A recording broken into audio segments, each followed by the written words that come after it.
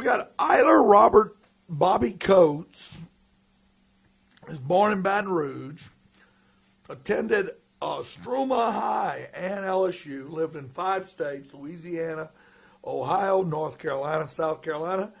Currently living in Mississippi. Industrial engineer 5. What is that, Bob? I'm a number 1. You're a number 5? Just kidding. Working at Huntington Ingalls Department of Industrial Engineering in Pascagoula, Mississippi. He's got a PhD in engineering science from LSU, MS from LSU, and a BS from LSU. I got a BS from a Struma High, baby. And you've got, man, this pedigree would go on forever. I got 1 full page here. He's done consulting, teaching. You are an adjunct professor at the University of Southern Mississippi. That's right. I think that's where LSU got one of their coaches from. That's right. That's right. What was his name? Oh man, I can't remember. He didn't last very long. Oh, I can't remember. He was the guy that coached Brett Favre. Right. And, yeah, he did. Yeah. And I can't remember his name. Yeah. Okay. Can you remember his what? I forget his name. I really do, Bob. Yeah. But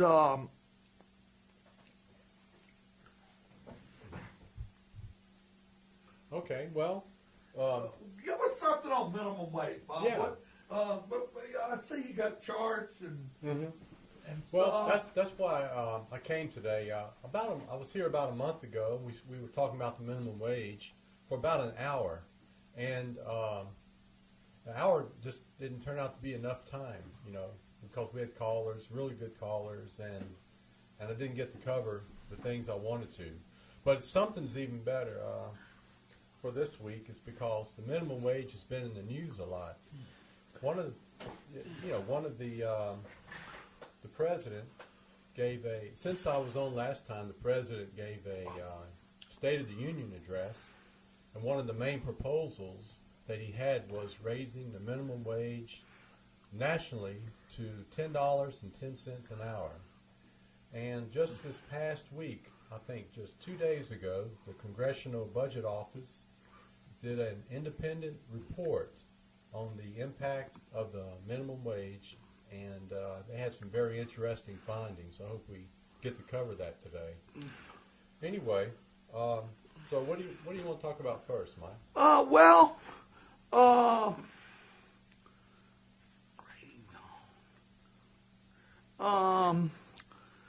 Anyway, I guess what I wanted to talk about is I've got a couple of stories here from that are topic related, Eiler, and it's the AFL. Well, here's one story. Let's start out with a good one. This comes from the AFL-CIO Now blog. Check out this county in New Jersey making strides for living wages. Living wages above the minimum wage. Mm-hmm. And raising wages, it's the topic we're talking about, and it goes on to say that Hudson County in New Jersey, which applies to workers being employed by contractors doing business with the county, really a smaller step, the same thing that President Obama took with the employers of the federal level, will immediately raise wages to $11.13 an hour, and provide another $520. It will provide another $520 a year for a full-time worker. That's 25 cents an hour. They went up to $11.13 an hour. Now, Bob, I'm sure you've seen the CBO, right. the CBO numbers on that. I got the entire report right here in my hands. Really? That shocks me. Let's see that entire report. Oh, and Bob, by the way, Eiler, we are broadcasting Shreveport channel K31.2. That's on television, which I think we're getting audio on that. Mm-hmm. But and we're in Alexandria channel K38.2, and we're going to get going here. And but let's see. I'm going to post something on my Facebook. Show your chart there. We love charts. Here's here. our CBO, the CBO official CBO report. There you just go. Came out this week. Official CBO report. So anyway, I'm thinking we should take it up where we left it off about a month ago or so. But what's your impressions on 10.10 an hour?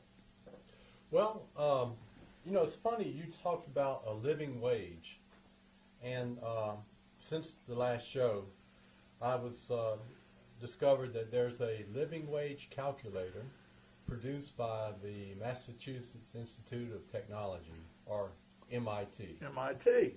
One of the leading universities in the country and certainly the world too. You can go to, it's called the website. You don't even put www.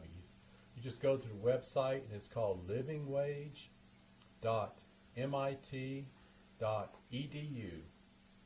And it will give you the living wage in your town or anywhere you want to look at. But there's very few living wages, right?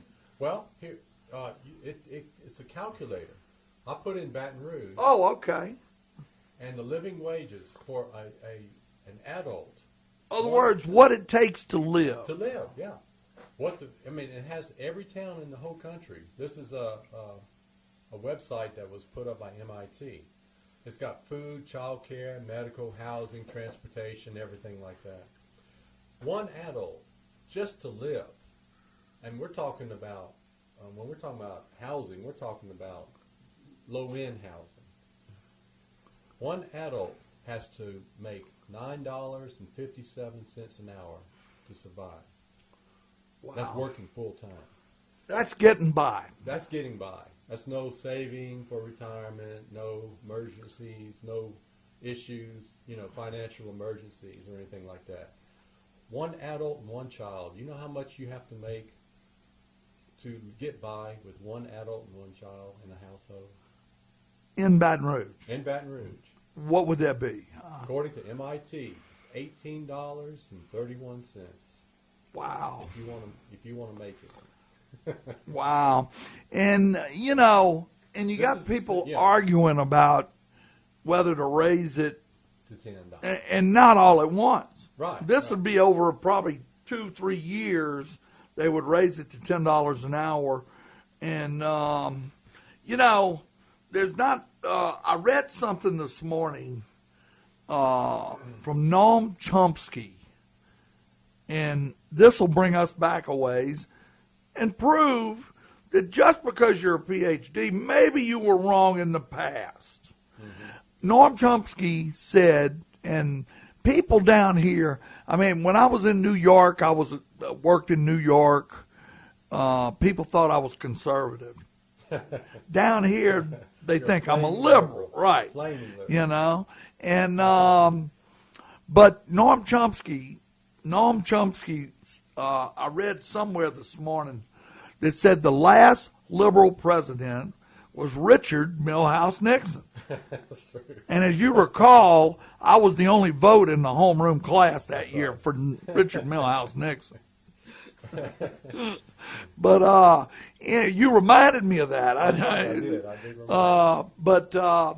Anyway, And he was talking, he spoke, you might want to look at this later on, but he was talking about how Nixon had raised the minimum wage 40% when he was in office. I didn't know it was 40%, because that's 40% is what we're talking about today. Right. From And, well, he's seen it lagging, 10%. and that's really 10 years after that, it dropped down.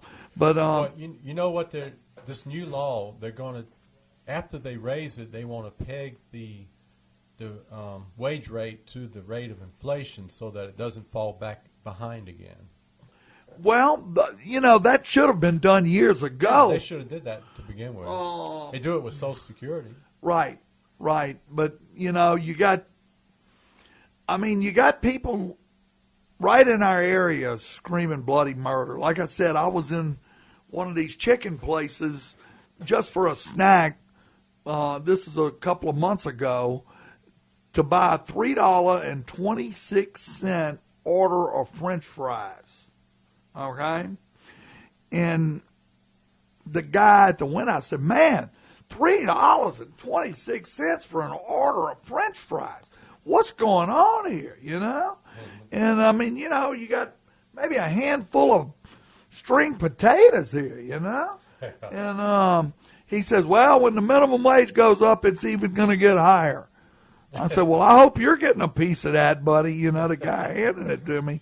But it just seems like that the franchises and the businesses down here, and there are businesses that pay way more than minimum wage in Baton Rouge, but Walmart is not one of them. And Walmart this year, this week I read, are neutral on the minimum wage, and it just seems like from everything we've looked at that's going against their own interest. Right. Because, like I said, Donald Trump or Britney Spears, when's the last time you seen one of them in a Walmart or something, Right. This actually, if you take a look at that CBO report, what is that? Congressional Business? Congressional Budget Office. Why don't you go into that, Bob? Why don't you go into that? Well, this ties in with the Walmart neutrality. It's kind of odd. The Congressional Business Office report. Well, this is I have the copy in my hand. It's about 43 pages.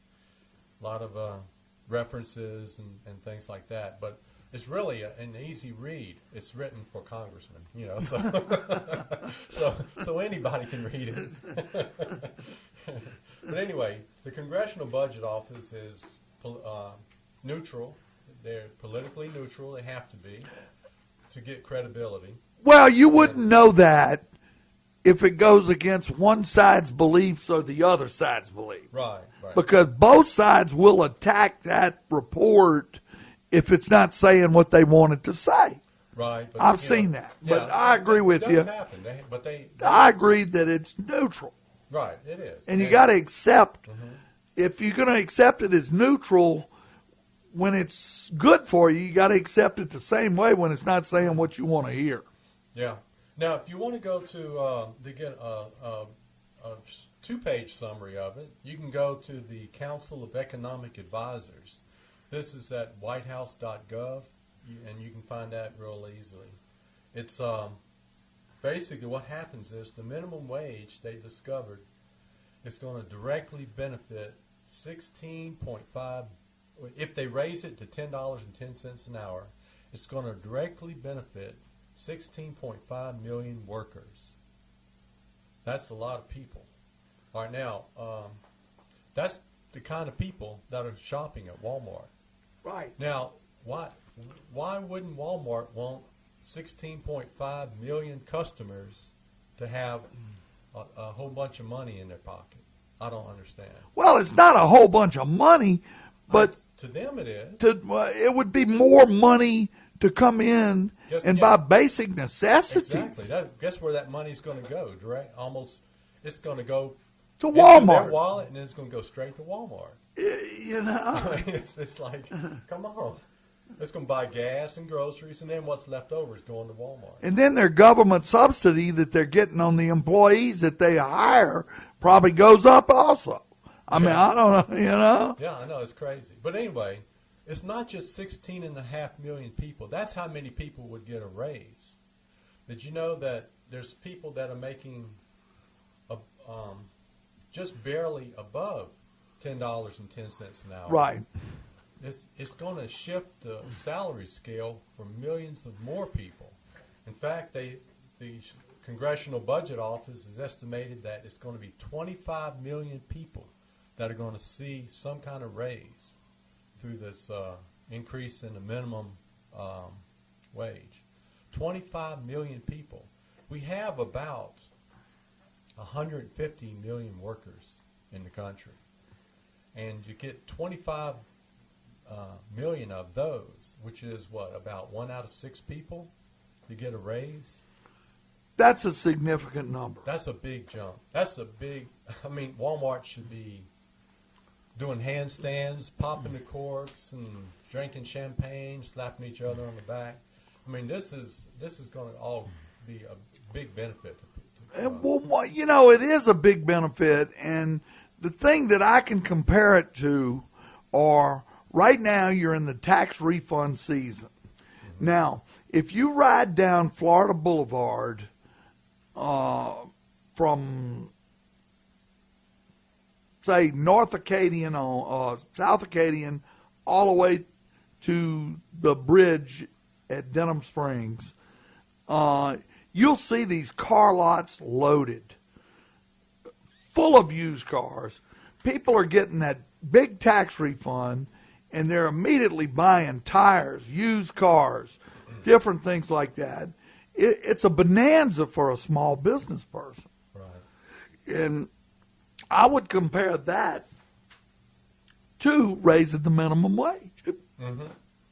There's a, if you, we're talking about 25 million people getting raises, and it's the Congressional Budget Office estimated that it would be a $19 billion increase in those wages. So we're talking about a $19 billion influx into the economy. And this is money that will be, this is not those so-called, you know, shovel-ready projects and, Right. and boondoggles and things that benefited China and other countries.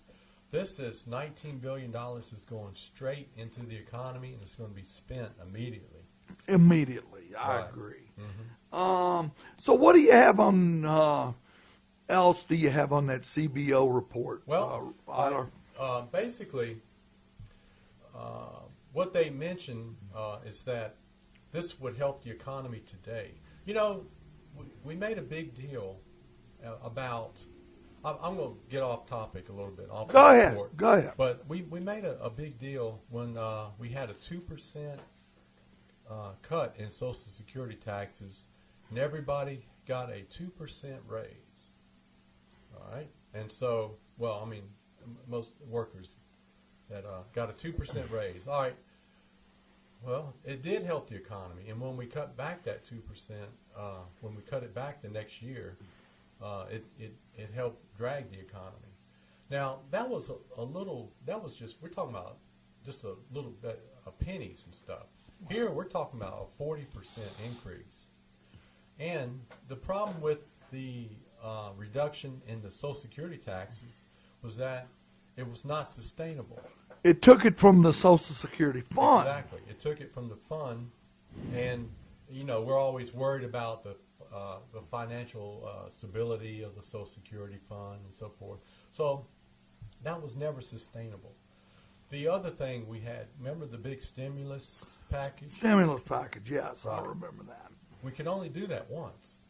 It was a one-shot deal, and the problems with these other types of stimulus packages and the temporary cut in the taxes is that you can only do it for a little while, and then you have to take it back. Now, Bob, I would beg to differ on the facts on that, because we've had over a 10-year Bush tax cut that was never the taxes were never returned to their normal rates. Am I correct? That's right. No, I'm talking about the 2% Social Right. Security, and the stimulus package was a one-shot deal. Right. Now look, when you give increase in minimum wage and give people that 40% stimulus, it's forever. It's the stimulus that keeps on giving.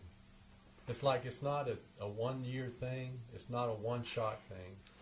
Once you put this extra $19 billion into the economy, next year it goes $19 billion again. Especially if you link it with an inflation increase. Right, exactly. It's the stimulus that keeps on giving. Well, people are going to keep buying toothpaste and different things like that. Look, we're on WTQT 106.1 LPFM. This is Baton Rouge Labor Radio. We're talking with Dr. Eiler Coates. And if you got a question for Eiler, I'm not too good at pop quizzes, but you can call in and ask anyway. But the number is 225-343-1075. That's 225-343-1075. If you have questions or comments on either side of this issue, you don't have to agree with us. Right. We're both on board with raising the minimum wage. I say do it $15 an hour and bite the bullet. I say 20 and bite the bullet. You know, when I read that, Yeah. Look at this. We got a call. Eiler. Good morning. You're on WTQT and Baton Rouge Labor Radio. What's your name and where you from? This is Wayne Parent, Mike, and I've been listening to you guys. You're really good. And Man. But the first thing I wanted to say was Curly Holman, who was the coach from USC. Curly Holman. Now, that's right. Now, wait a minute. Let me introduce you to our listeners. We have Dr. T. Wayne Parent, who is a Russell B. Long professor. Am I wrong? You don't have to talk about that. We can talk about that later. But I appreciate the shout out. Okay. Well, you got a page of books here too that you've written. Well, I appreciate that. But one thing I wanted to call is I'm really glad that Bobby. It's funny about minimum wage, and you guys are right. It's finally becoming an issue. And you and Mike and I talked about me coming and talk about it as a political issue much later. But I think it can be a really strong political issue. But what needs to happen first is what you guys are doing is people need to get the facts out there. And I don't know, it really bugs me that you hear a lot, and you know why? Because the money is against raising the minimum wage. I mean, companies and the like are against raising the minimum wage. But I think finally, maybe, even though that CBO report sounds sort of neutral, it really isn't. I mean, it clearly supports raising the minimum wage. I just think the sort of stuff you guys are doing is terrific. I think more people. It's almost like with smoking. Once people get the facts out there, it really is going to have an impact. And I'm hoping these next couple of years, things will start to turn around. I kind of think they will. Actually, I think we might be on a roll for the next couple of years. So anyway, that's my comment. Well, Dr. Parent, I grew up with you, so it's I try to avoid calling you Wayne, but Well, I try to avoid calling you Bobby. Well, here's a strange thing. So call me Wayne, and I'll call you Bobby. Here's the strange thing. I've got one doctor on the phone. I got one in the office, and I'm needing a checkup from the neck up, man, and I don't even think I can get that. I don't know what the copay is on that, but is that all you have, Wayne? That's all I have. Actually, I'm in the middle of grading a bunch of papers, and I was trying not to listen, but I couldn't help but listen. I might have to turn it off in a little while so I can get my work done, but keep at it, and I think I'm going to see Bobby later, and I hope to see you guys. Oh, yeah. Hey. Well, Wayne, I wanted to, Congressional Budget Office report says a lot of very good things about raising the minimum wage. Well, I meant when I said they were neutral, I meant they tried to stay politically neutral and stick to the facts. Yeah, exactly. And I mean, that's what my job is, to stay politically neutral and all that. And it is funny. And CBO, of course, tries to do that too. But yeah, I think with minimum wage, I think we are going to start seeing this once you can get the facts out there. I think people are going to start to listen. Public opinion is really, public opinion is for it right now. It's Heavily. a matter of getting the word out. And I kind of think, I don't want to get into politics. We can talk about that, on some other show. But Democrats are in a bind right now, and for a midterm election. I don't think they're in a bind generally, but the minimum wage is something that really helps getting people who normally vote Democratic out. And I think because of the particular political dynamics, that's going to help people get informed about minimum wage, because one of the parties really needs to talk about it right now. So I'm concerned about minimum wage hasn't been the facts, because like that CBO report shows, the facts are on the side of minimum wage. It's about getting those facts out there, and that's what you're doing, Dr. Coates, and that's what I think we're going to see. And that's certainly what you're doing on the radio show. But I think we're going to be seeing a lot more of that in the next year or so. I really do. I hope so. I'm glad that you think that, because I know your opinion carries a lot of weight, because that's your life. We'll see. I try to be objective too, just like you do. And but anyway, well, look, I'm gonna let you guys go, and I'm gonna keep listening to you, but I'm gonna try to be doing some work at the same time. I'll talk to you guys later. Thank you, Wayne Parent, Dr. Wayne Parent. Political science professor at LSU. Oh man, look, I got a page of stuff here. I've got Dr. Eiler Coates. This is Baton Rouge Labor Radio. We just got off the phone with Dr. T. Wayne Parent, and I'm going to give this phone number, and I want Dr. John to call in now. Dr. John. Man, I've got a lot of doctors here today, man. I'm telling you, I'm overwhelmed. The number is 225-343-1075 if you've got a question for Dr. Eiler Coates. I've always kidded you, Bob, about you having slumpy shoulders when we were over at Prescott. But, but you were glad. I was glad. And anyway, go on. What Dr. Parent said on the phone call was that he didn't think, and let's be clear with this, that he didn't. We know the CBO, like you said, is nonpartisan, and just the facts, like Joe Friday, right? What they do is they tell the congressman what impact their bill is having on the economy and the federal budget and things like that. That's their job. And what I'm thinking, what I've got out of Dr. T. Wayne Parent, is that he's saying that the CBO report, as nonpartisan, if you read it, it supports raising the minimum wage. Yes, it does. The facts stuff are in there. Now I know what the conservatives are doing now are waving. Well, it's going to cost 500,000 jobs. Now you know what, Dr. Coates, you work at Ingalls Shipyard.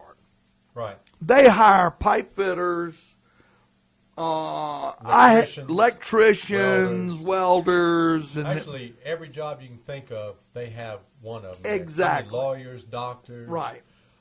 Journalists. It's like a little city. And for a journeyman pipe fitter, which I am for the last 30-odd years or whatever, maybe more. No, I think it's 40 now. But anyway, you know, there's a difference between a ship fitter and a pipe fitter. Okay, mm-hmm. Ship fitters, that's a different job. But I did do that job in Morgan City. But what I'm saying is that you've got all these jobs there. Right. How many people does your corporation, Ingalls, hire that they do not need? They say, you know, the guy looks like he needs a job. You know, he's down on his luck, his rent's in the rears, he needs a new car. Look at the tires on that car. And, you know, he's got 3 kids, he's trying to get through school. Let's just hire this guy. How many do they do that? Well, I mean, is there a company directive that comes out? Yeah, we work at labor. One of our functions in my department is labor planning, and I can tell you exactly how many people we hire like that. That you don't need. That right. But you just want to help them out. Yeah, we know how many. You're a job creator. Right. You know how many people it is?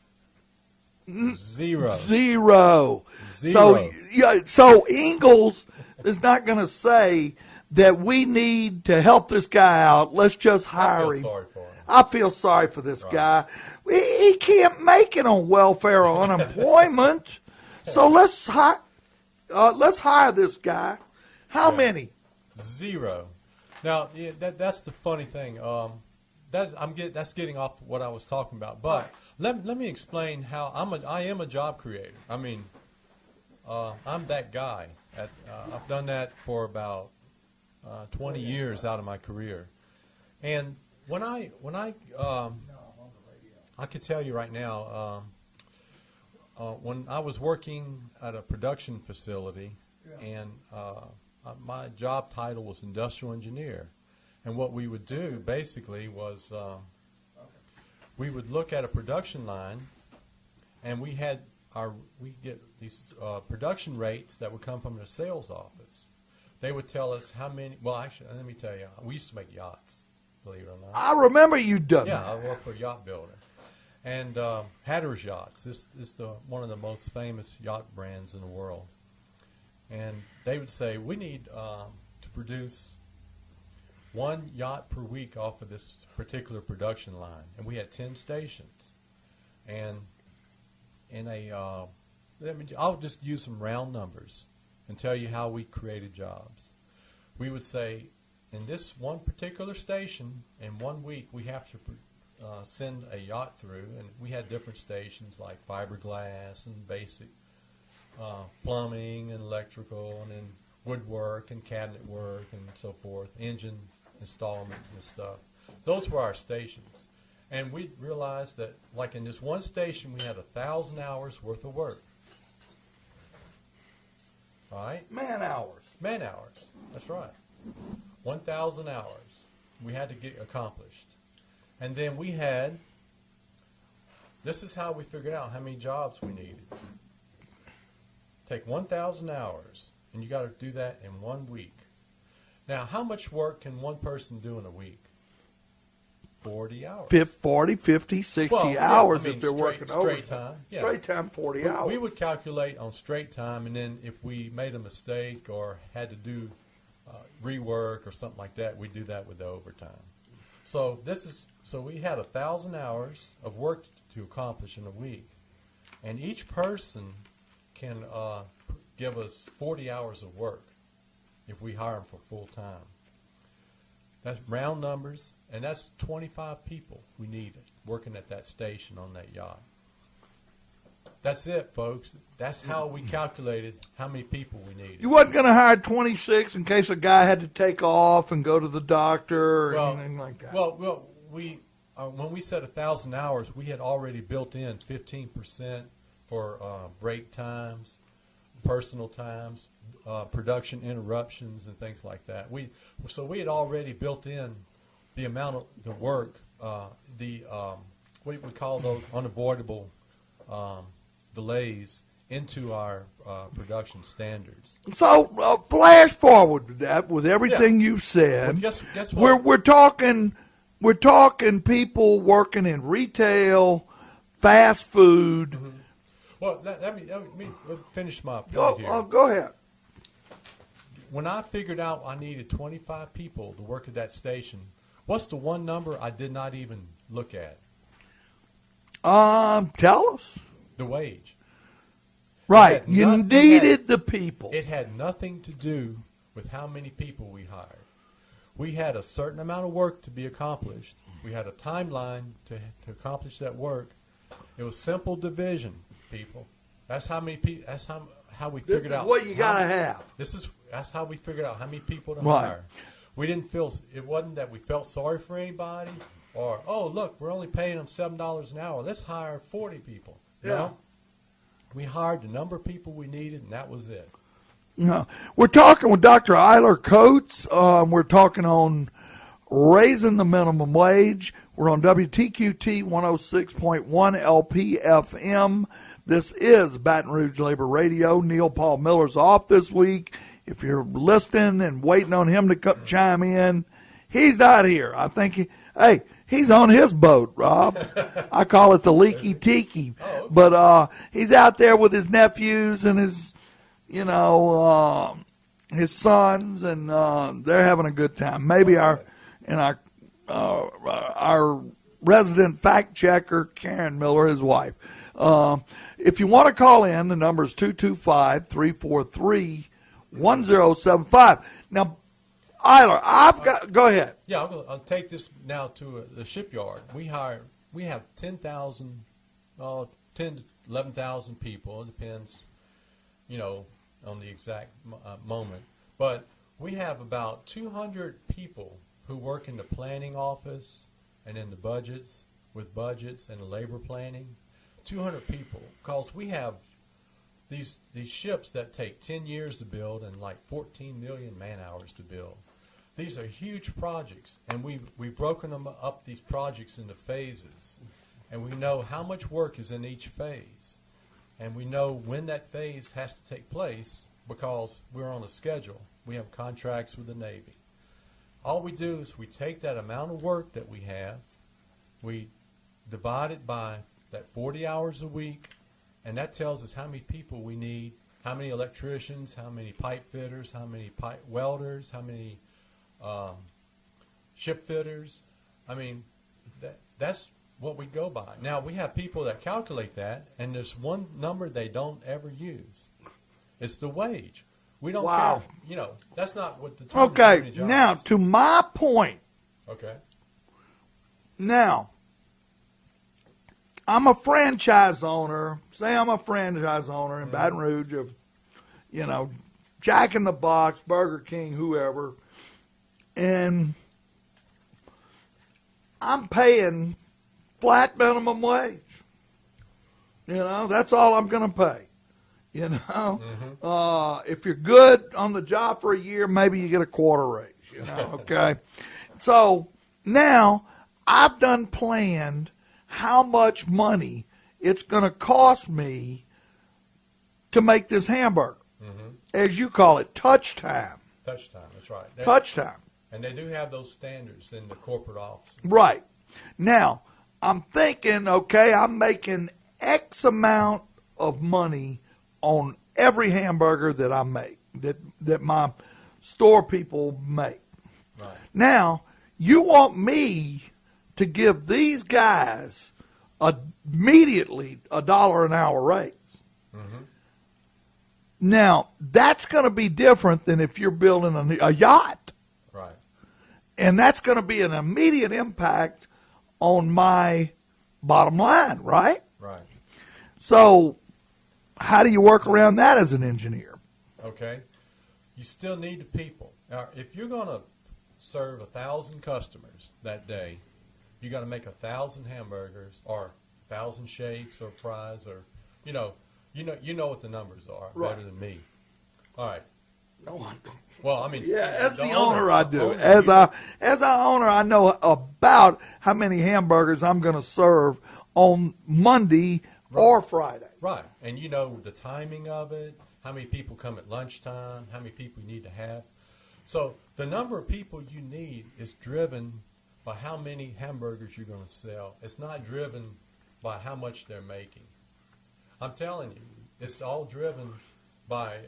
So what you're saying here is that if I've got 9 employees in a hamburger franchise, and right now I'm making, say, on a $3 hamburger, I'm making a gross profit of, after touch time and, the meat and the bread and the lettuce and all of that, touch time, say I'm making 62 cents on a hamburger.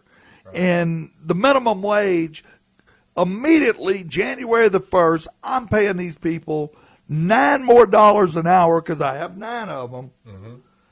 And what you're saying is that's not going to affect the bottom line of the franchise hamburger place. I might a little, but what we found was that, and we actually talked about this at the last show, was that you have the labor cost is about 10% of the cost of the burger. Right. And so we're talking about pennies per burger. And a study at University of Kansas Business School said it was about 17 cents, I believe. 17 cents to manufacture a hamburger in a minimum wage or barely above minimum wage environment. Right. And so what the people charge for the burger is based on supply and demand. It's how much you will pay for that burger. And the difference between that and the cost is their profit. Now, so that will cut into their profit a little bit. But what we're going to find, I'm telling you, when you give people a 40% raise, they're going to sell more. They're going to supersize. You can afford. Well, I mean, it's just like that $3.26 French fry that I was talking about that I spent, and I'm thinking, if this guy's making minimum wage that handed me these fries, and I don't know what the man was making, how can he afford to buy this order of French fries? Right. That's half an hour of work for him. Right. And and I'm not going to say, I mean, and I'm thinking, you got to look at the loss prevention on that also. I mean, the guy's handing chicken and French fries out the window. Is he ever going to eat a piece of chicken that was not legal or something, I mean, I don't know. I know in my life there's only one thing I can't resist, and that's temptation, But anyway, I stole that line. I stole that line from Mae West. Anything else but temptation. Anything but temptation, Well, we're talking with Dr. Eiler Coates. This is Baton Rouge Labor Radio. We're talking about raising the minimum wage. If your thoughts are any different or the same, you can give us a call at 225-343-1075. That's 343-1075.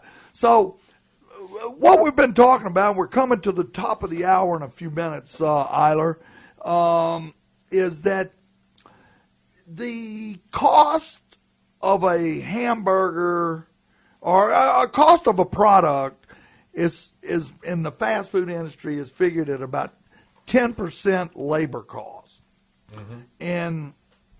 And you're saying that raising, if you got 9, 10 people working there, and all of a sudden, January 2015, the minimum wage jumps $1 an hour. That, hey, I think we got a live one here, Dr. Coates. Good morning. You're on Baton Rouge Labor Radio on WTQT. What's your name and where are you from? My name is Thomas. I'm from Baton Rouge, Louisiana. Thomas. And, okay, what are your thoughts? You got a question or a comment for Dr. Coates? Yes, my comment this morning is I don't know how, as a consumer, I can justify raising the minimum wage when my wages don't go up. Kind of like voting for property taxes to go up when my pay stays the same. More money out of my pocket for something that doesn't directly benefit me. Well, it does in a lot of indirect ways. For one thing, it's going to 16 million people will get a raise, but a lot of other people getting raises too, because if you make the minimum wage $10.10 an hour, and somebody was making $15 an hour before, they're going to want a raise. they're going to want a premium. They're going to say, "Hey, wait a minute! I'm only making $5 more than this guy who's making minimum wage, and I need a little premium on that." So they found out that about an additional 10 million more people will get raises, but just because they're so close to the minimum wage that they're going to get a raise too. But it's gonna do other things for you. For one thing, when you put in a $19 billion a year in stimulus and extra spending, you're going to see benefits because the economy is going to explode. The definition of gross national product is the money supply times the velocity of money. Velocity means how often does that money change hands. When people at the bottom of the wage scale get money, it immediately goes into the economy. We're talking, if you get paid that week, the money goes in that week. Now, Dr. Coates. Now, okay, go ahead. It's going to create demand. It's like you said, the guy down the road that's selling tires, Or cars. or furniture, or Do you think it would be a more of an impact? And caller, if you have any more questions, Yeah. I will.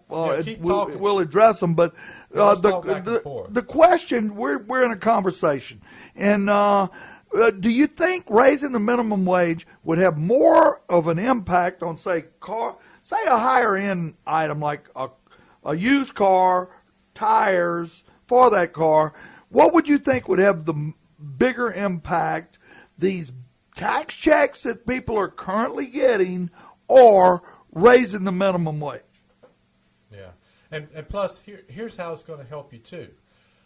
The minimum wage is the CBO, Congressional Budget Office, found that raising the minimum wage would lift 900,000 people out of poverty. That's almost just under 1 million people are going to be lifted out of poverty. That's 1 million people that you don't have to subsidize anymore. Food stamp. Right. That's going to decrease the load on the supplemental nutrition assistance, housing assistance. Because people will be at a wage level where they won't be eligible for that. Right. They'll get close to what we call that living wage that we were talking about earlier. Any more questions, caller? No, I think you brought to the table some good ideas for someone else from the other side maybe to consider and think about. Thanks for your time. Okay. Thank you for your call. No, that was a good question because it's going to help everybody. When the economy improves, it lifts the tide. We're talking about Lifting all ships. All the ships are lifted. Let's take an example. Do we want to be like Mexico, where they have a 60-cent minimum wage, or do we want to be like Germany, where the entire working class is the upper middle class because everybody's unionized? Right. And you know what? I know we're talking about minimum wage, but, you brought up Germany and, the thing in Chattanooga this week and how, I don't know. It could be problems with the UAW the guys didn't like but, when a United States senator is out there hawking and the company's saying, hey, we want the work council, we want the union, but anyway, we've got about a minute before we go to the top of the hour. Give us what's well, okay, yeah, we can talk about that when we come back. Yeah. But basically, we'll get back to the CBO report. There's so much stuff in here. I've only touched the first couple pages of the report. Basically, the first three findings were 25 million people are going to get a raise. It's going to help the economy immediately. And it's also a stimulus that doesn't quit. It's something. Oh, and we'll talk about that. Well, and here's another point. if you've got a mom-pop grocery store that your family runs, a restaurant, all your customers. like Vaquera's Restaurant. I know everybody, I know Dr. Parent probably remembers Vaquera's Restaurant, if he's still listening. Well, Wayne. Mom, pop, family working there, a few waitresses, and everybody gets $1 raise. Mm-hmm. Man, I'm selling spaghetti and garlic bread like I've never done in a while, you know? Right. Okay, we're coming to the top of the hour. This is Baton Rouge Labor Radio. We are broadcast on WTQT 106.1 LP FM. And if you want to call in, we've got Dr. Eiler Coates here talking about raising the minimum wage. And Dr. Coates says, hey, let's raise it to $20 an hour and bite the bullet. We'll talk about why I say 20 later. For your information, I've known Dr. Eiler Coates. We went to school together. We're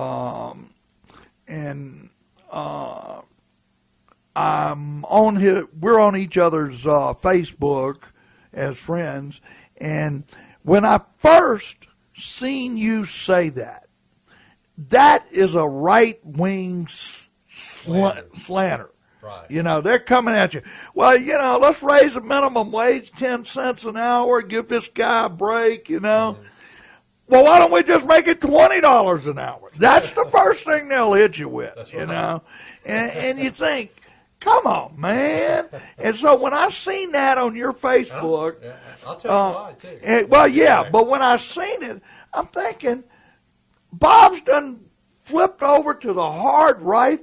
I guess he'll have Ted Cruz bumper sticker on his Avalanche there, But then I should have known better because you deal in facts. Mm-hmm. That's what you deal in as long as I've known you. As long as the facts. I'm an engineer. Right. You don't, forget about what feels good. Mm-hmm. This is the fact, and this is what's going to happen if this happens or don't happen. Right. And, I wish we could get some more callers, 225-343-1075.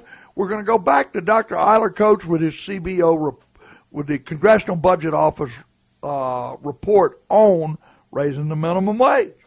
Okay, well, also, one of the things the Congressional Budget Office found that a lot of times critics claim, it's all teenagers on minimum wage. Right, teenagers, right. What are we raising it entry-level positions. Mm-hmm.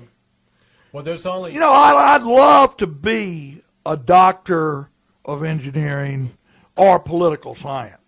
Oh, Wayne's got Dr. Parent has the best job in the world. It wouldn't be, but what I'm saying is, and I know you guys, I know you, and I know that Wayne was at Estruma with us. Right. And when I was at Estruma, I didn't see that many millionaires. That's right. Okay? I can't think of one. I know people that done okay. Mm-hmm. They were affluent and, their family were doing good. But I didn't see any millionaires that were just handed stuff like college, free university. I mean, you guys, I know you worked for everything you've got, okay?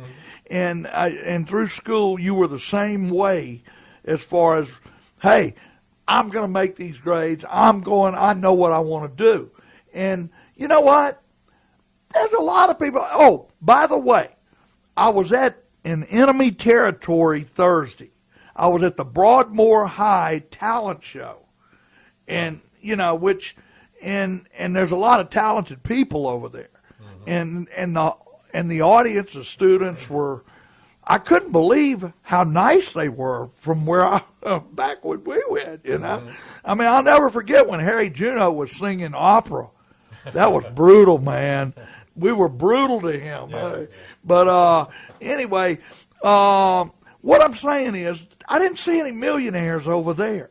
Mm-hmm. But I seen people really trying hard to do their best. And everybody's not going to be a doctor of engineering or a doctor of political science. And so you got these jobs, and they're there, and you might move up to an assistant manager or something like that, and that's life. Mm-hmm. That's life. Right. And so it's not the teenagers. There are teenagers and people trying to work their way up. What's wrong with people trying to work their way up, getting a decent wage? Shouldn't they eat while they work their way up? Right, right. That- And they only found, well, this is the thing I brought up, they only 12% of the minimum wage workers are teenagers. So we're talking about 88% of these people are doing it to support themselves. That's what they have. Or their families. Yeah, and it's just terrible. Now, people will say, well, why don't they go to night school? Why don't they go and take these courses to move up in management and all that? Hey, you know what? If you got a kid or two at home, right, and you're a single parent, mm-hmm. There are people that have done that, but it's not the average bear that's going to do that. Right. They're going to try to take care of their kids. That's right. That's right. They got to take them to school. They coach Little League and all this stuff. So it's hard. My boss at work, he wanted to get a master's degree, and he had to, he was taking these evening and weekend courses, and he started out, and the first thing he did, he got a call one weekend. The first weekend he started at school, the boss called him in and said, "We got this report due Monday morning." Great. And they worked all weekend on this report. And he realized, this is not going to work out for me. I can't go to school. Right. It's just Even job. at that level of, right. and the man's income is probably substantial compared to a McDonald's. It wasn't even the cost of the education wasn't the issue. It was the life got in the way. Right. And all. And when I started, when I got my PhD at LSU, I started with this group of people. There was 5 of us that got a fellowship to go, and we had a little, meeting in the beginning, a little banquet and so forth. And I got to meet all the other people that started at the same time I did. I was the only one that finished. Wow, with a fellowship. Yeah, because life got in the way. Life got in the way, yeah. Life happens. Yeah, life happens. So it's just not that easy to get an advanced degree. And it's not made for regular people. Well, I remember when you were going through college, and yeah, it was a financial hit. And I mean, you were doing odd jobs and just catching everything you could when you could. And right, I was working at the chemical plants. You've got to really be dedicated to that nothing else really matters but this. Right.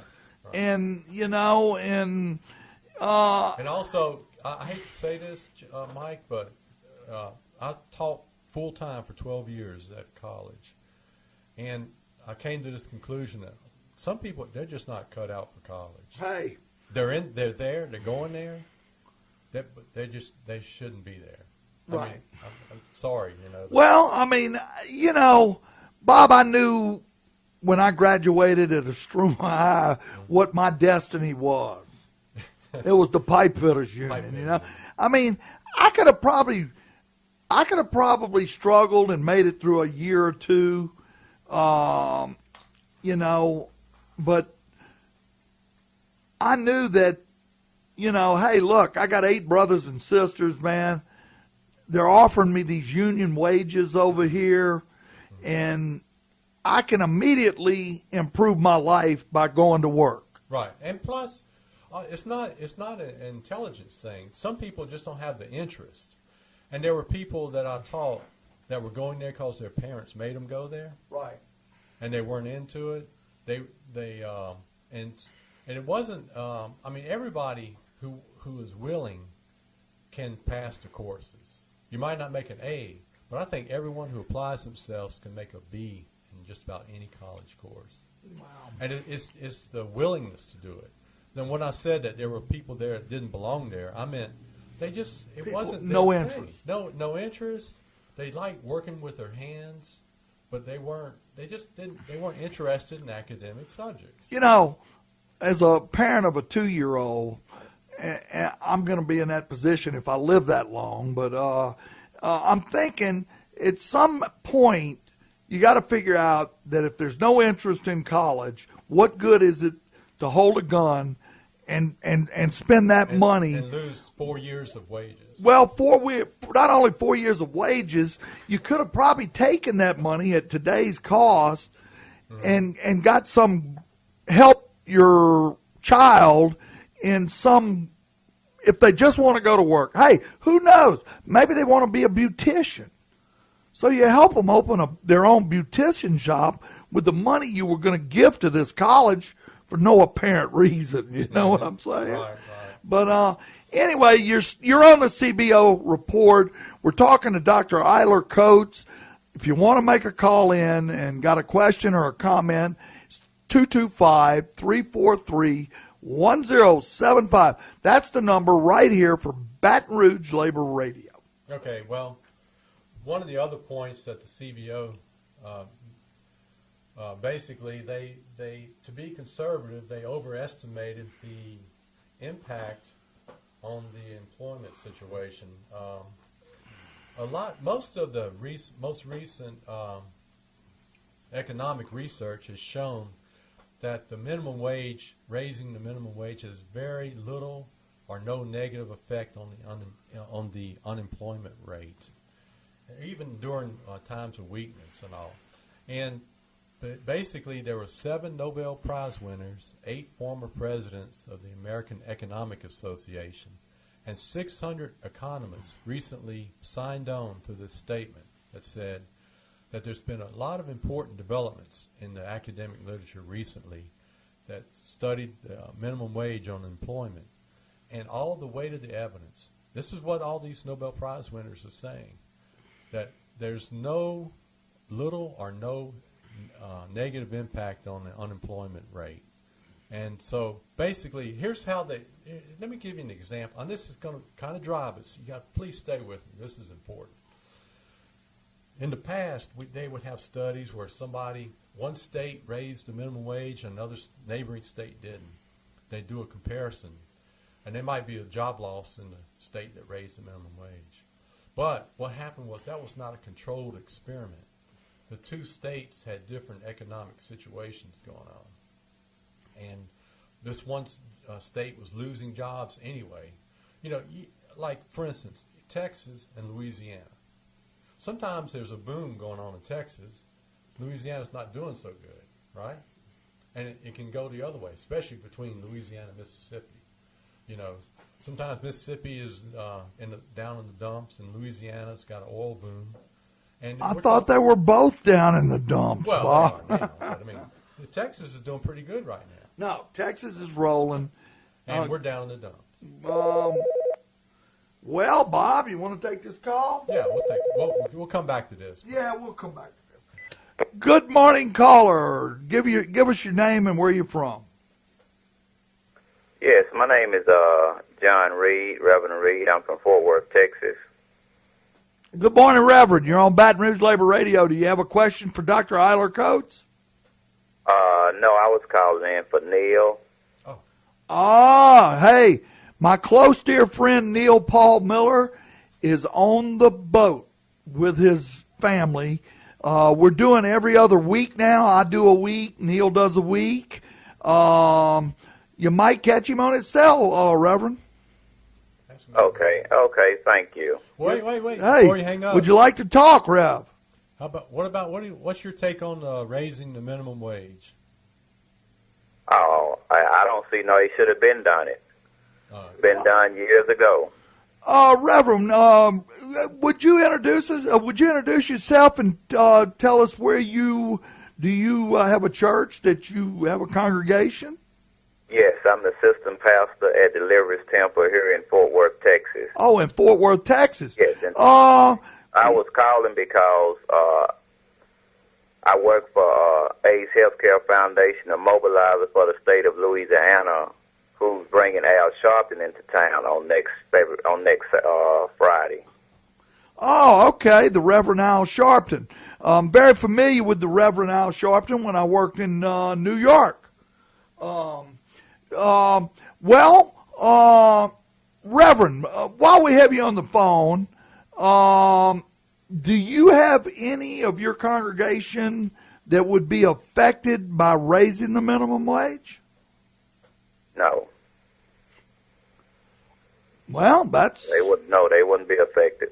Well, would you have any be negatively or positively affected? Would anyone in your church maybe get a raise, or maybe some business person or something that may be against it? No, at my church I can see no one against it. Matter of fact, everybody is supporting it.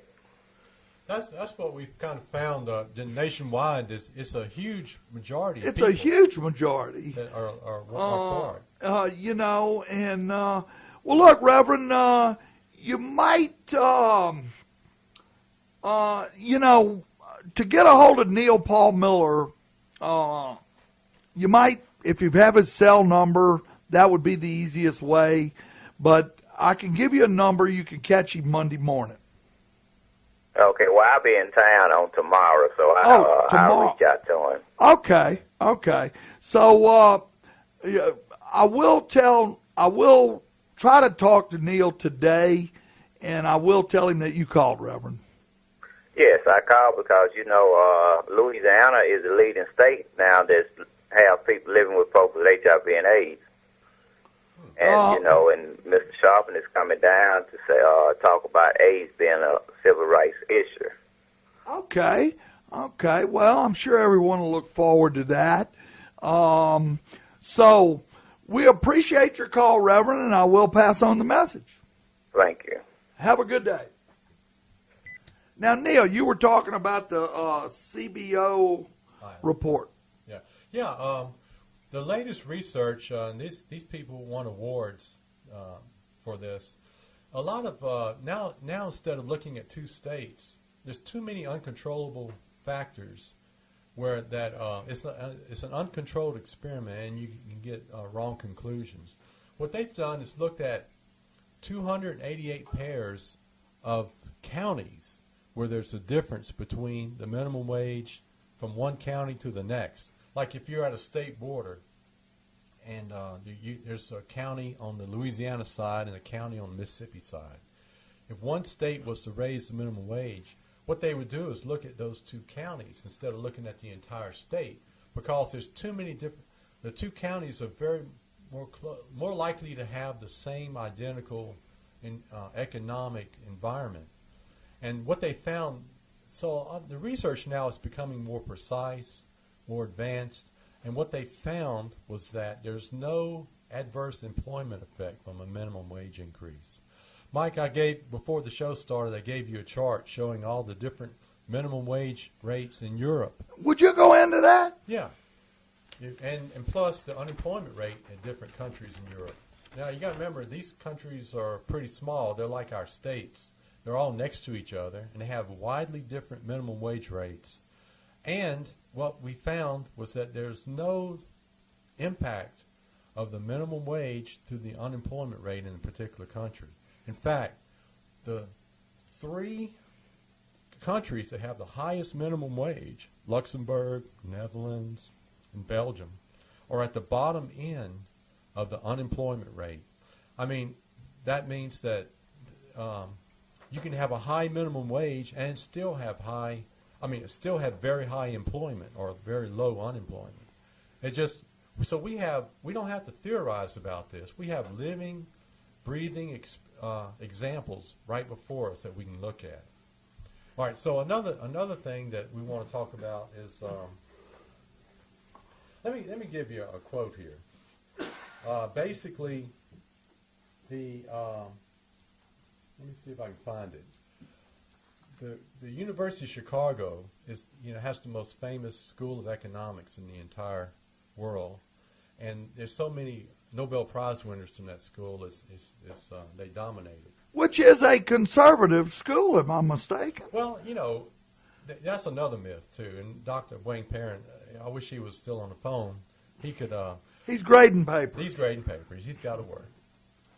But you don't get a liberal indoctrination when you go to college. No. There are departments that are liberal, and there's certain departments that attract the liberal mindset.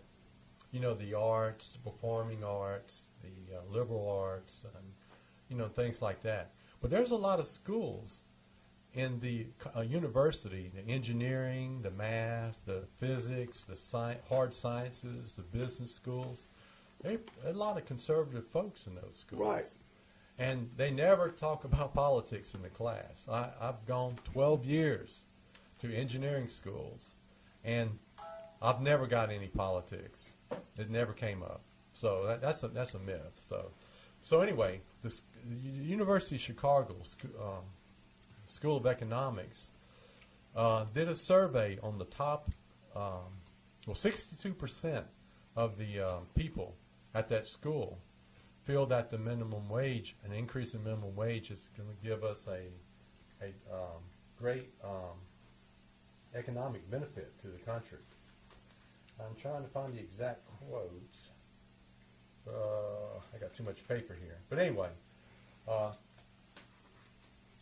they did a. Let me give you a quote here.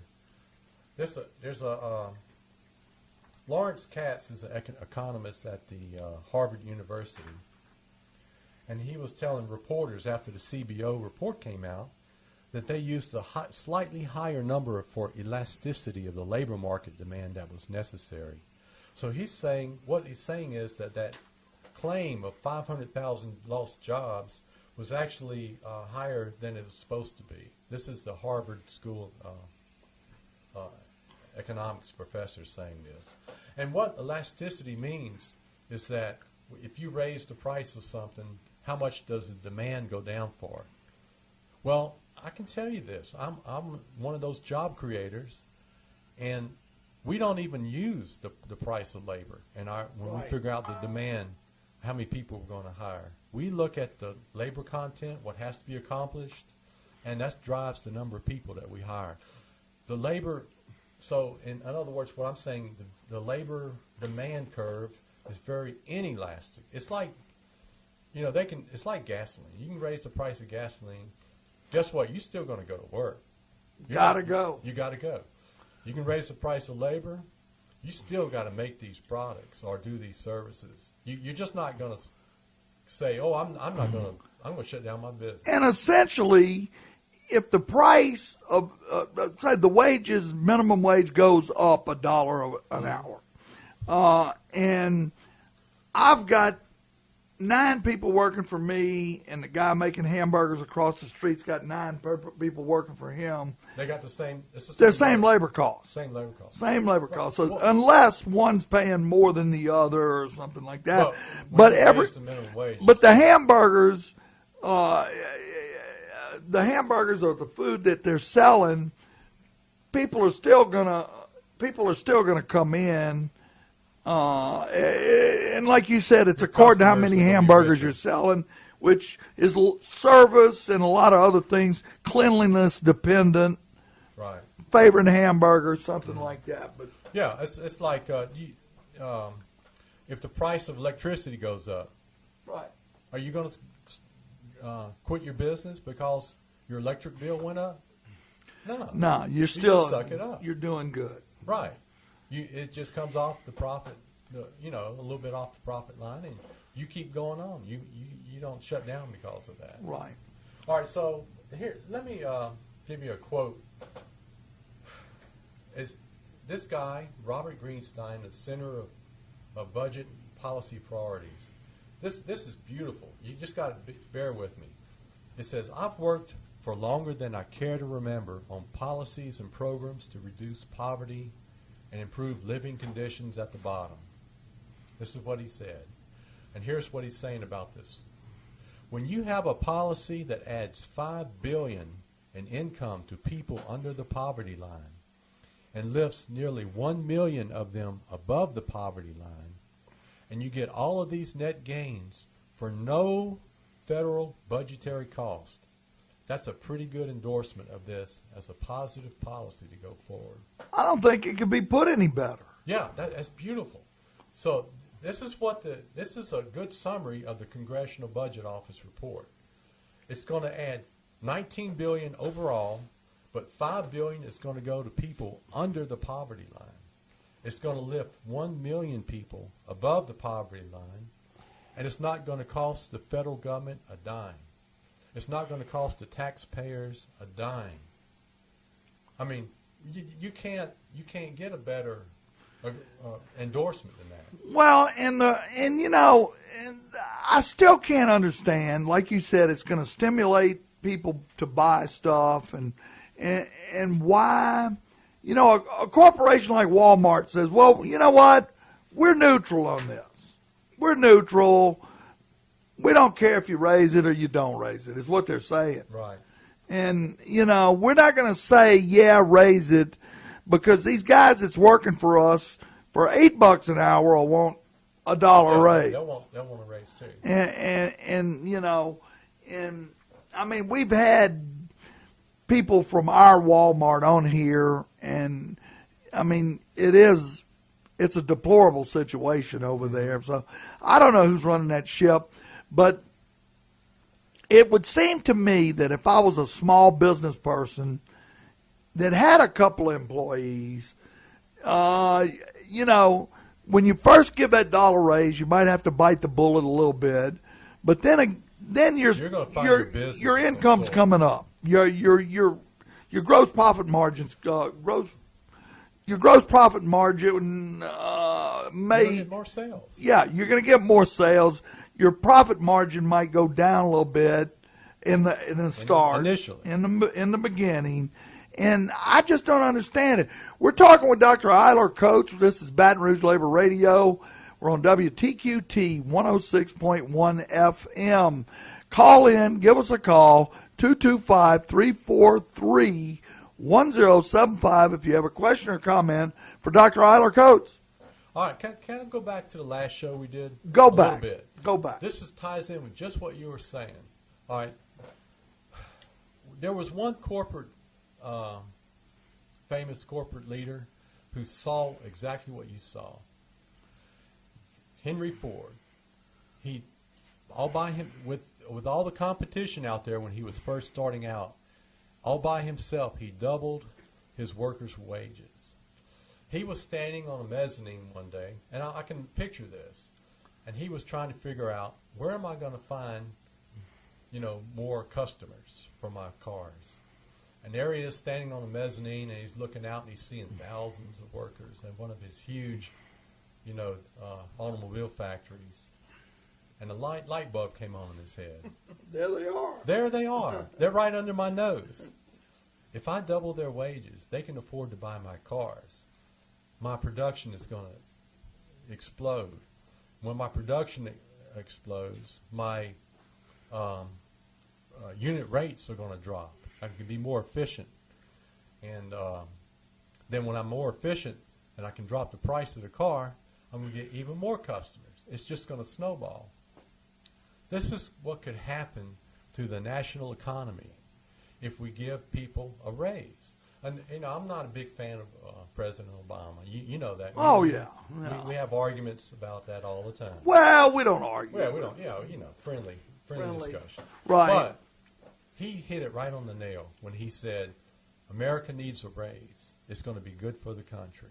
I'm almost quoting him, not exactly because I'm doing it from memory. But he's right. He's right about that. He hit on a very good slogan. America needs a raise. This is going to really. That's why I'm here. I don't make minimum wage. I don't know anybody that makes minimum wage. I don't have a dog in this fight. I'm an old guy. You can't tell on the radio, but Mike can see my gray hair. He looks lovely. But this is not for me. And I'm not going to benefit from this. I'm not trying to sell it. I'm not going to make anything from it.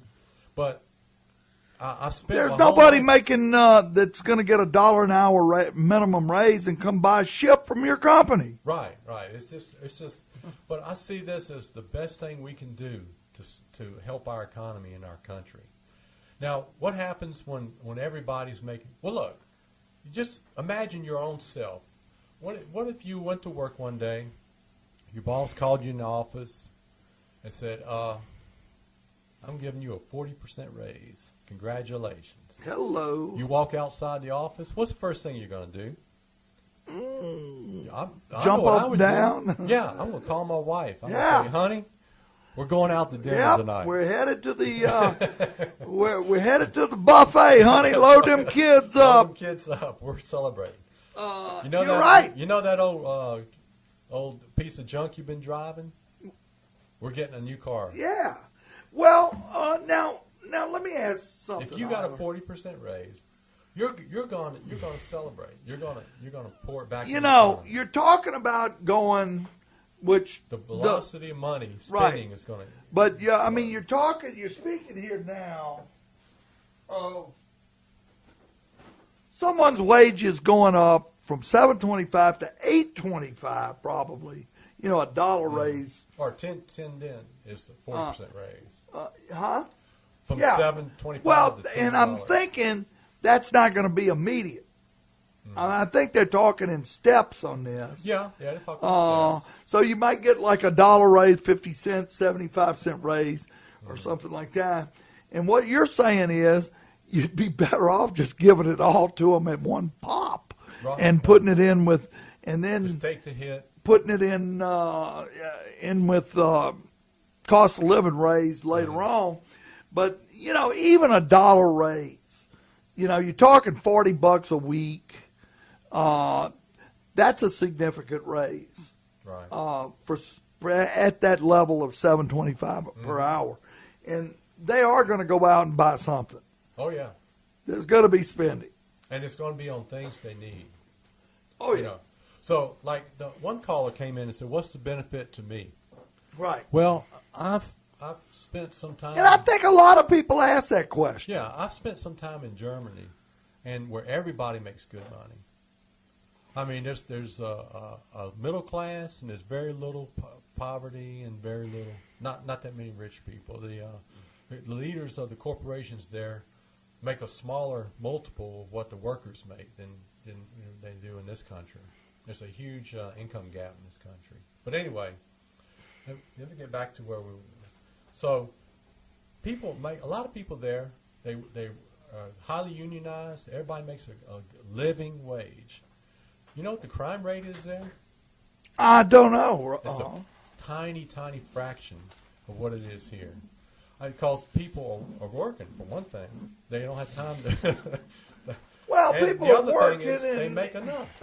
And they make enough, and why would I need to go over here and steal this bicycle out of this guy's front yard or something like that? I mean, they have drug users and stuff that can't hold a job, and they will steal your bike if you just leave it out there. But what we found, like I went to one town. Let me tell you this story, Mike, if you got time. No, go ahead. We're on Baton Rouge Labor Radio, WTQT 106.1 LPFM.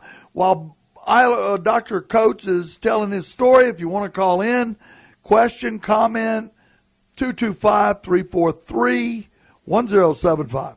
Go ahead, Eiler. I went to this one town. I stayed there for about a month. I was going to a school there.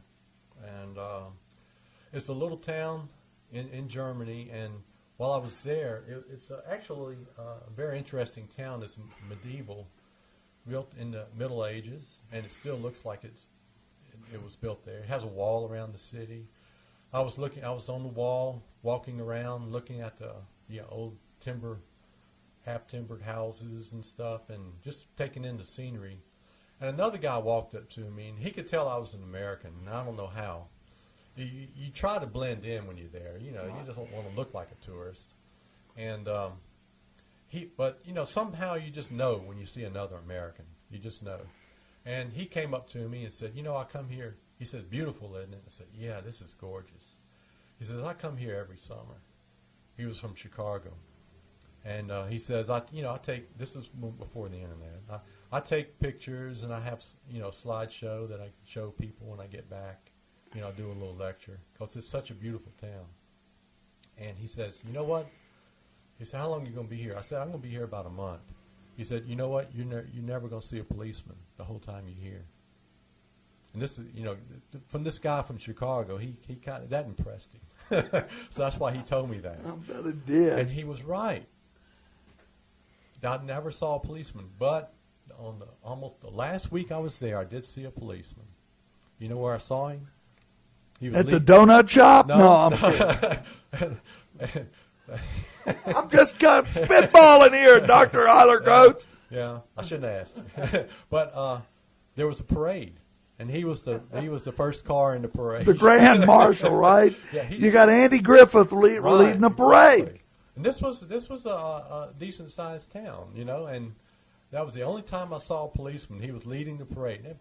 He had a Mercedes-Benz police car. You know, it was, and you know, and I'm thinking about the story you just shared with me and our listeners, and I'm thinking that his main job in that city was probably refereeing fights between neighbors or something like that. Mm-hmm. You know, that the neighbor came over to my house and we were barbecuing and we got drunk and we got in a fight or something. You know, and but. Go on with your story. But that was just a side story. But it was just showing you what happens when everybody's making a good wage. The crime rate drops dramatically. And the problems drop. Yeah, and so that for that caller, if he's still listening, you're going to see a big drop in the crime. And you're going to things that you take for granted now, like the extra precautions that you do are. They're gonna. You can still do them, but you're going to find that when the crime rate drops, the society improves. You're going to see all kind of benefits from a raise in the minimum wage. Now, okay, go ahead, Mike. Well, I was just going to say that, we've got security at our house, we've got cameras, we've got all of this, and we're the prisoners. Right. We're the prisoners.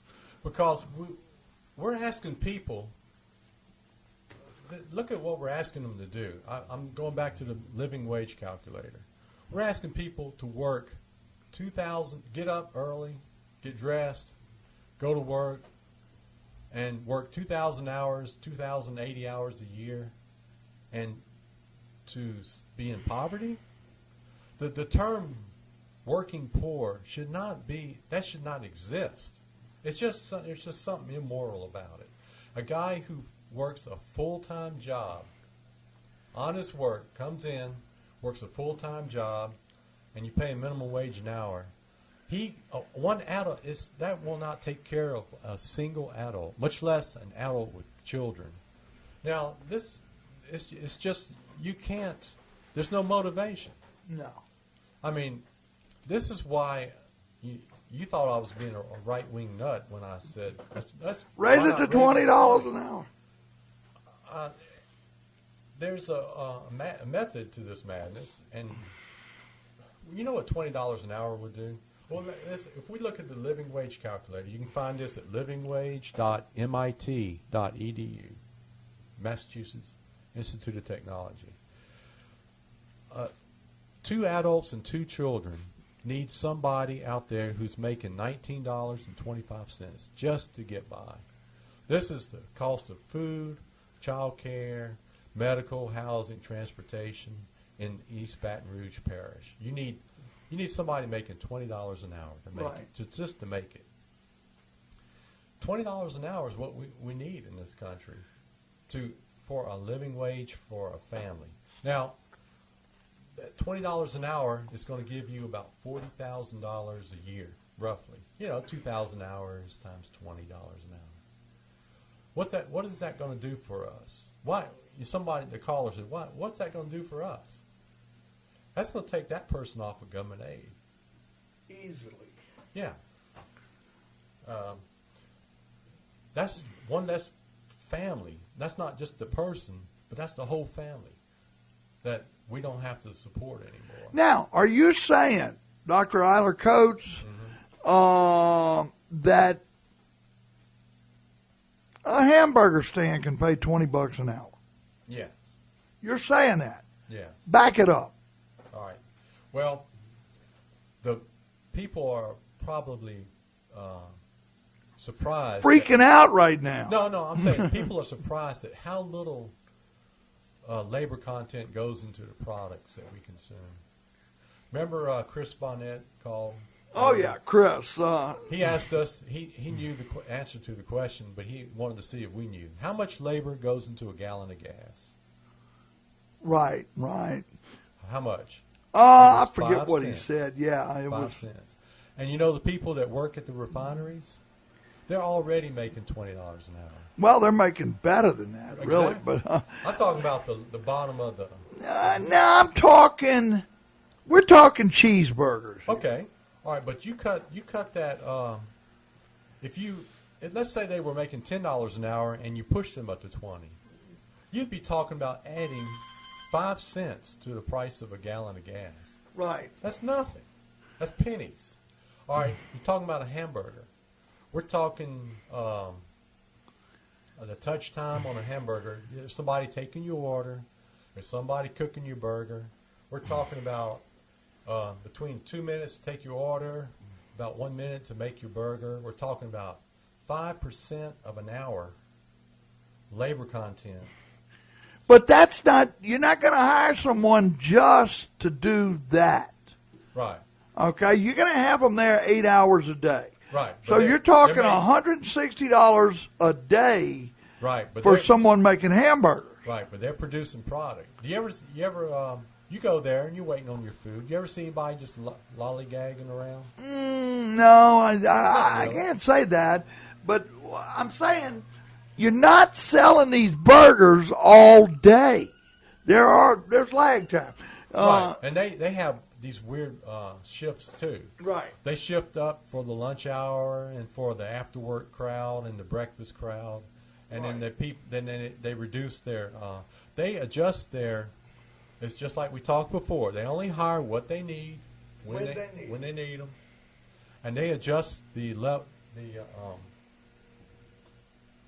adjust the number of people based on how much product they need at the time.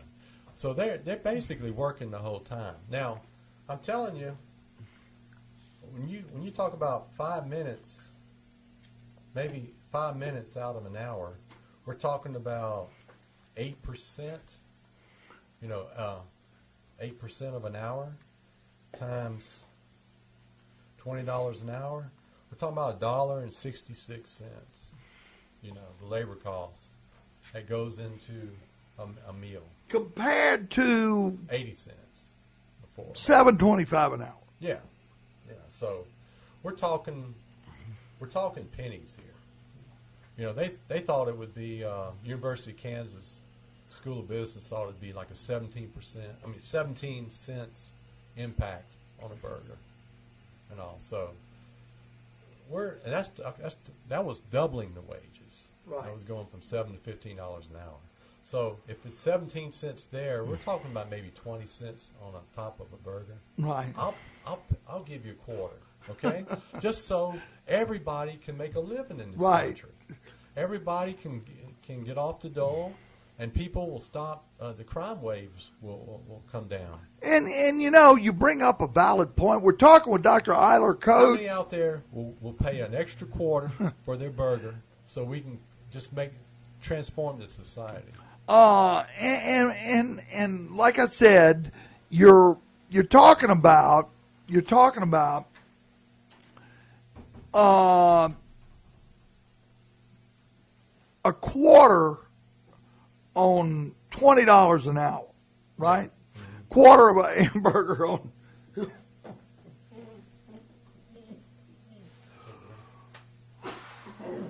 You're talking about a quarter an hour on $20 an hour for a guy making hamburgers. So, I mean, you're talking about, raising the minimum wage, like you said, 40%, but that's not all in one bite. So maybe you're talking about a nickel an hour if the market bears it. A nickel a hamburger if the market would bear it. Right. And you still got this guy next door you're competing with. Right. Now, look, I brought this up at the last show. In Canada, The minimum wage is $12 an hour. And they're talking about going up. Right. In Canada, all right, look, in Canada it's $12 an hour. Here it's $7.25 an hour. They got McDonald's in Canada too. Guess how much they charge for a hamburger in Canada? I remember this from last show. The same price. Exact price. And it just makes you wonder. They charge, you know what the minimum wage is in Australia? No. $14 an hour. And the price of a burger is the same exact price in Australia as it is in the United States. Because they have McDonald's in Australia too. Right. Now. So, Mike, the cost, there's not a direct relationship between the price of a product and the cost. The price is determined by how much they edge up the price until they see the sales decline. They're always pushing that. And the price of the burger is what the market will pay, accommodate. It's what your local competition. Well, when you sell stuff, don't you? Every now and then. You know, what do you set the price on? I've got the best prices in the country. Right, but you set a price that will get sales. Oh yes. That's what determines it. Well, that's anybody. You know, I mean, I got a friend that owns a tire store, and he's got to compete with a lot of places, and he's going to put as much price as he can on a tire to where he can sell it. Right. He's not going to. I mean, if he's $2 above someone, and we do, I don't know what this guy's making out here cleaning these leaves right now, but I hope he's doing good, Bob. I hope he's doing good. He's got a blower out here, but yeah, you price it to maximize your profits. But you if you cross that line even a little bit, right, you got a problem. Yeah, they're just going to go down the street. Right. We're speaking with Dr. Eiler Coates. Call in 225-343-1075 if you've got a question or a comment. We're talking on raising the minimum wage, and Dr. Eiler Coates says you could raise it to $20 an hour, and it wouldn't be nothing but good. It would be a boon. Right. Anyway. Well, you know. And you're talking whether it's flipping burgers or a guy on the recycle truck. Yeah. You know. Let's take some of the arguments that some people say. All right, let's take a grocery store. All right. There's a lot of jobs there that probably pay minimum wage. They have to mop the floor. They got to stock the shelves. They got their people that check out the customers. And someone's going to say, if you raise the minimum wage, we're going to get rid of all the cashiers, and we're going to put those automatic checkout counters everywhere. Well, guess what? They do that now. All right, they're trying to get rid of cashiers now, and it doesn't work. No. Well, they have the automatic checkout counters, and most people don't like them, and they mess up, and you got to have someone from the store stand around and watch you do it anyway. I don't use it for the specific purpose that it's knocking out a job. Right. Yeah, and plus, you can't automate everything. Now, I got two stories to go with that, but remind me about that later. But anyway, let's say you did get one of those automatic checkout counters. You've gotten rid of a low-wage job, but guess what you've done? You've created a high-wage job. First of all, you got to order that from a company. They see their sales boom. They got people that have to make these computerized automatic checkout counters. That's a very, very expensive machine. It is. That's right. So there's a company that makes those machines in this country. They're going to see increased demand. Guess what you got to do? Once you buy it, you've got to hire electricians. You've got to hire all kind of people to install the machine in your store. You've got to hire maintenance people to keep that machine going up, because I see them broke down all the time. So, yeah, I mean, it's usually the one you try to check out on. Right? Yeah, it's the one you're on. Yeah. So you've displaced a low-wage worker, but you've had to turn around and hire a high-wage worker to take their place. Thinking that you were going to save money Right. by knocking out a cashier's And job. you created a job in the production Bob, I line. think we got a call. Okay. Good morning, caller. You're on Baton Rouge Labor Radio, WTQT 106.1 LPFM. What's your name and where you from? Hello. Oops, a wrong number. They must have thought they were calling Rush. Well, anyway, let me tell you this story. I used to work, my first job out of college as an industrial engineer, I went to work for a factory that made robots. I remember that. Yep, and the robots... In Michigan. Ohio. Ohio, yeah. Yeah, but the robots we made were bought by General Motors and Ford and Chrysler.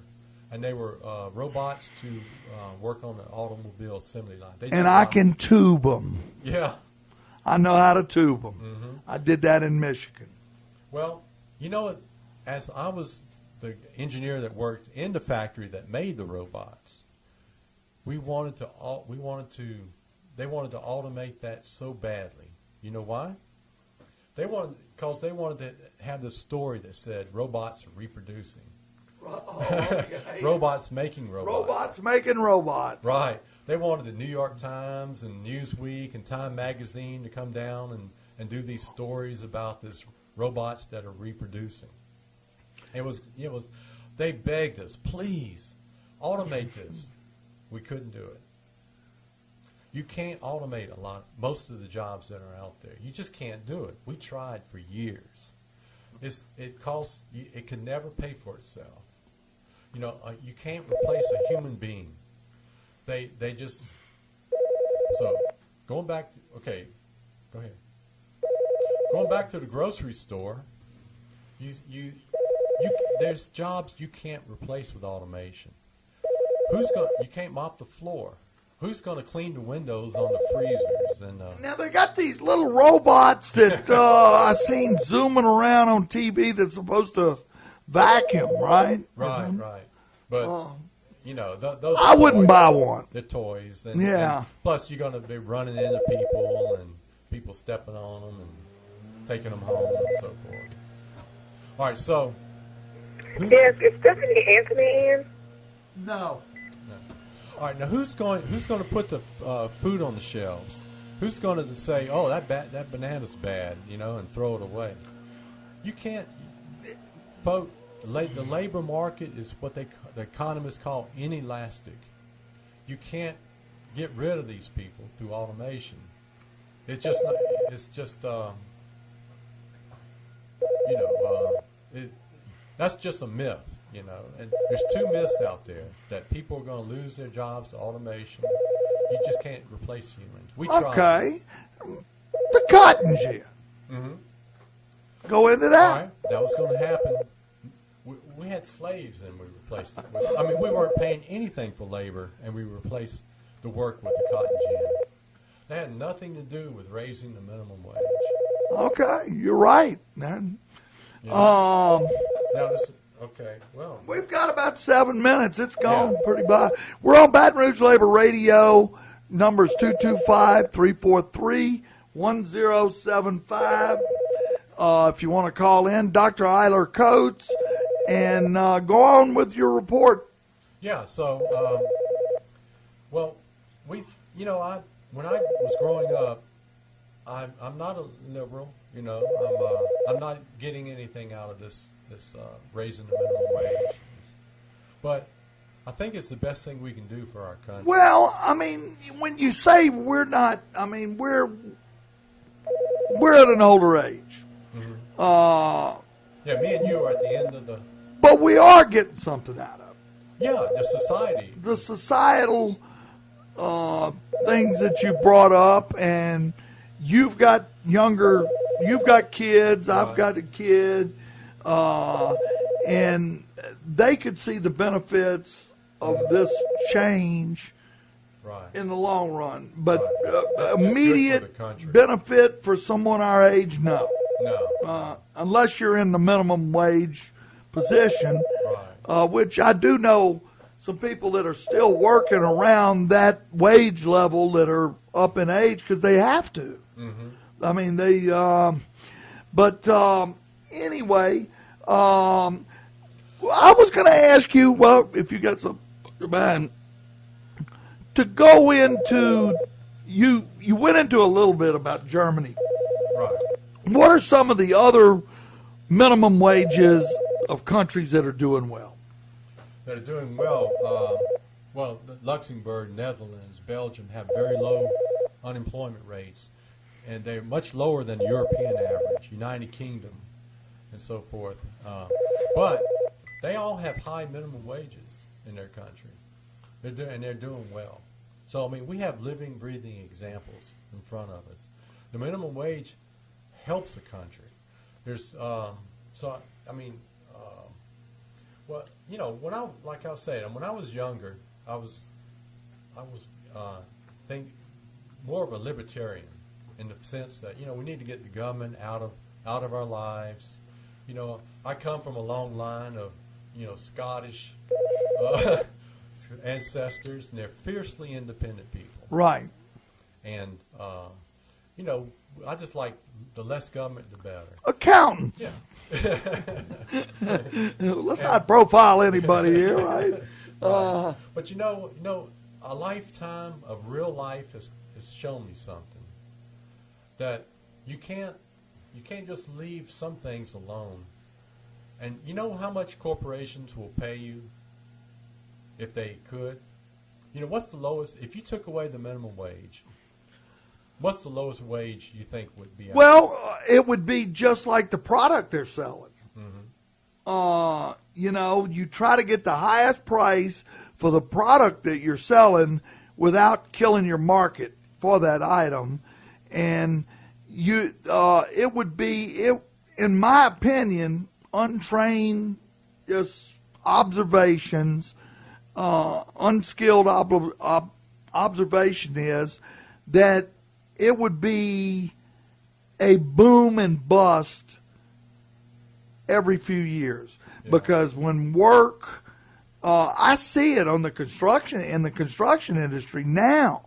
I mean, I've worked through a union my whole life. Mm-hmm. The plumbers and steam fitters, which are nationwide, and I could work just about anywhere. But on the non-union side, which are working at-will employees, if the company needs a lot of welders or a lot of pipe fitters, they're willing to pay more on the non-union side. Right. But if they only need a few and there's, you know, not enough jobs to go around, bad economy, whatever, that the wages drop tremendously for those fellows. If you took away the minimum wage, I think we already know how much they would pay some people. We've got some examples of that. There's some jobs that are not covered by minimum wage. Right. And you know how much they pay? How much? Zero. Zero. Well, It's called internships. Internships. Unpaid We went internships. into that, yeah. Now, you know, Chris Rock said that when he was in high school, he worked at a McDonald's, and he couldn't help but thinking that the only reason they were paying him minimum wage is because they'd be breaking the law if they paid him any Right. less. That's right. You know? But the internships, you're right.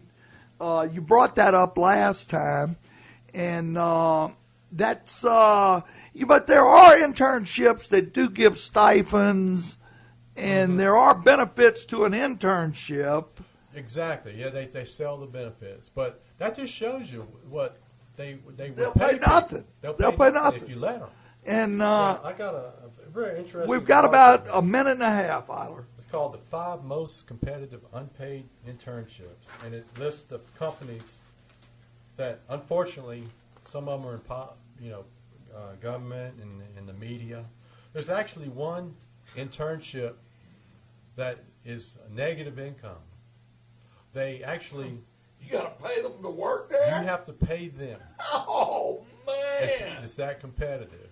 How could you beat that? I mean, I'm just saying, what kind of What industry is that? You know, I can believe it. Huffington Post. You got to pay to work. You got to pay Ariana They have a to work there? They have a contest. Holy moly. Well, anyway, what I'm saying is there's corporations, they don't have a conscience. No. And if You figured if the government doesn't step in, we're going to pay people Mexican wages. Right. You know, and it's just going to happen. So let's give everybody, America needs a wage. We need to give let's everybody- give a raise. Let's give them a This is Baton Rouge Labor Radio. I want to thank Dr. Eiler Coates, and I want to thank Dr. T. Wayne Parent for calling in today. And as we say here on Baton Rouge Labor Radio, and I'm sure Dr. Eiler Coates and I'm pretty sure Dr. T. Wayne Parent would agree, if you work for free, you'll always have a job. Live better, work union. Have a nice weekend.